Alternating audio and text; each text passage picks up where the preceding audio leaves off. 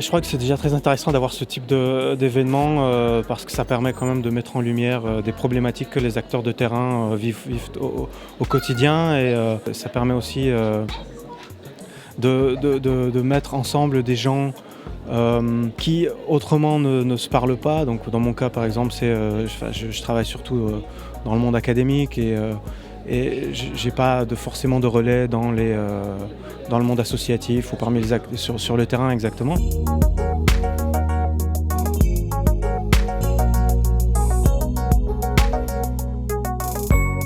Nous sommes en contact avec des familles syriennes avec lesquelles nos manières de travailler habituelles semblent ne pas fonctionner. Et puis petit à petit, on a eu l'air de dire que ces familles avec lesquelles on avait certaines difficultés étaient en fait des familles de culture d'hommes. Mais moi j'ai été confrontée dans le cadre d'une enquête familiale où justement la personne me dit moi je suis dentiste et donc je suis dans mon schéma typiquement européen, donc le dentiste en blouse blanche qui a fait 6 ans d'études, 7, 8, j'en sais rien, qui reçoit ses patients dans un cabinet et donc il y a vraiment eu à un moment donné un dialogue de sourds et donc j'ai découvert ici c'était quoi son métier. Et donc voilà, on est hyper intéressé à tout ce qui pourrait nous aider à mieux connaître cette minorité et de sorte de pouvoir mieux travailler avec elle. Donc on est hyper positif. Un événement comme celui-ci est important pour nous professionnels parce que ça nous permet de proposer un accompagnement plus adapté.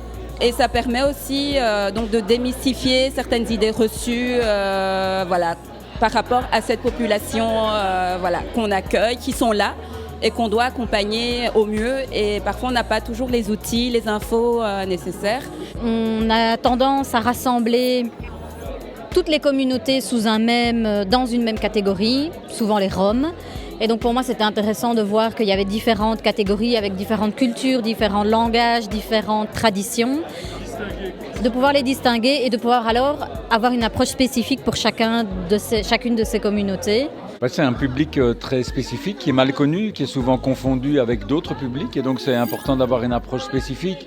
Alors je pense que les approches spécifiques, elles ont évidemment certains avantages et certains inconvénients parce que l'idée n'est évidemment pas de stigmatiser un public parmi tant d'autres, mais connaître entre guillemets son histoire, sa culture, sa manière de fonctionner, c'est très important pour les travailleurs sociaux et les professionnels de différents secteurs qui vont travailler avec eux, notamment dans l'enseignement. Donc moi je suis réjoui d'y participer. Et encore merci vraiment pour votre participation.